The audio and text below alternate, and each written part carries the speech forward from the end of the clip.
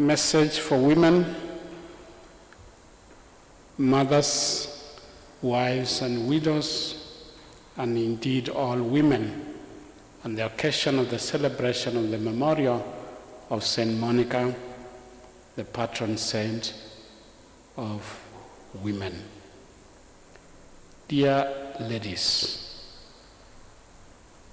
I greet you all very warmly on this great day when we celebrate the memorial of Saint Monica, the patron saints of mothers, married women, and widows. And for your information, Monica is also a patron saint for conversion because she worked very hard to get the mother-in-law converted, the husband converted, and her own son converted. This day is very special to you as mothers, to your children, and wives to your husbands. I would like to exhort you and to encourage you in your motherhood roles. As Saint Monica is exemplary, a role model for all of us who strive to be Christians in the strictest sense of the word, and especially for you, my dear mothers and wives. Receive our applause and appreciation for the roles you play in nurturing lives, in taking care of children and your husbands in your families.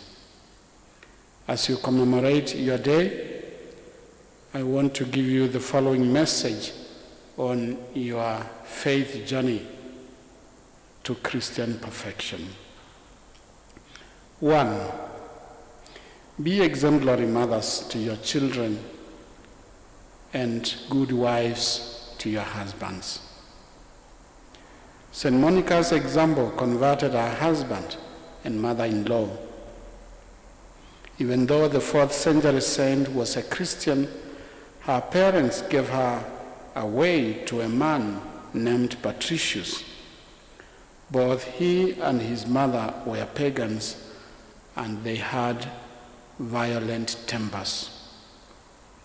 Saint Monica endured this with patience and kindness, and her example eventually led to their conversions to Christianity. 2. Be women of prayer. Saint Monica prayed for Saint Augustine for 17 years before his conversion. Much of what Saint Monica is known for is her persistence in prayer. Her son, Saint Augustine of Hippo, lived a life of immorality, most notably that of lust and impurity, before converting to Catholicism. Throughout these years, Monica endured a tremendous amount of suffering.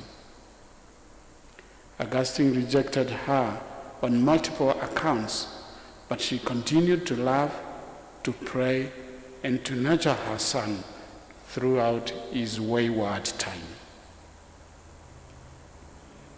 3. Never give up when you face discouragement. Monica felt discouraged many times, but she never gave up.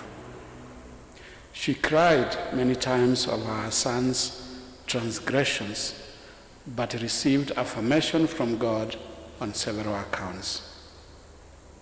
Saint Monica had a dream in which she wept over her son, and a figure told her that he was still with her.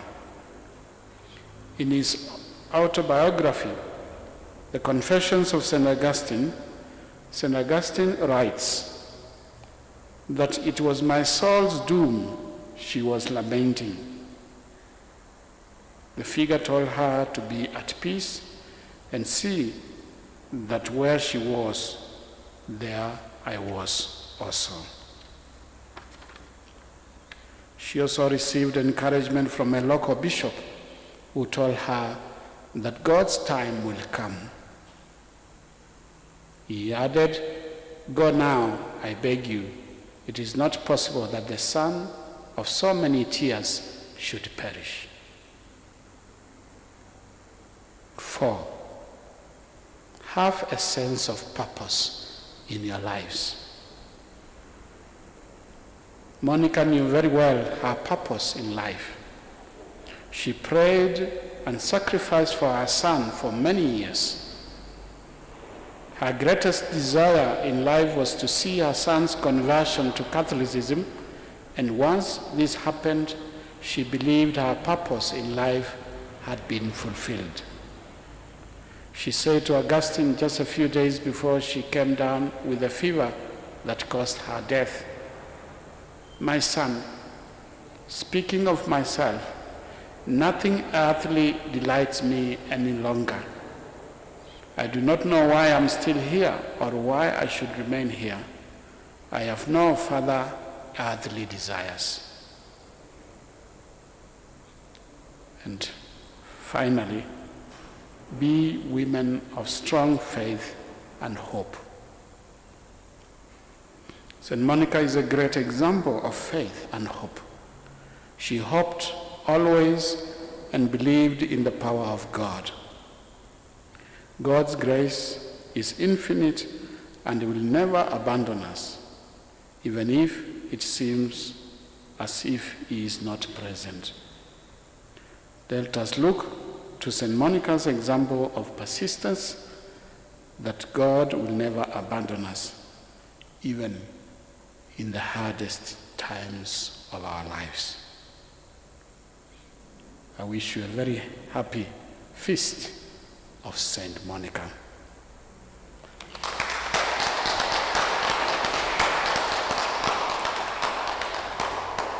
May St. Monica pray for us all.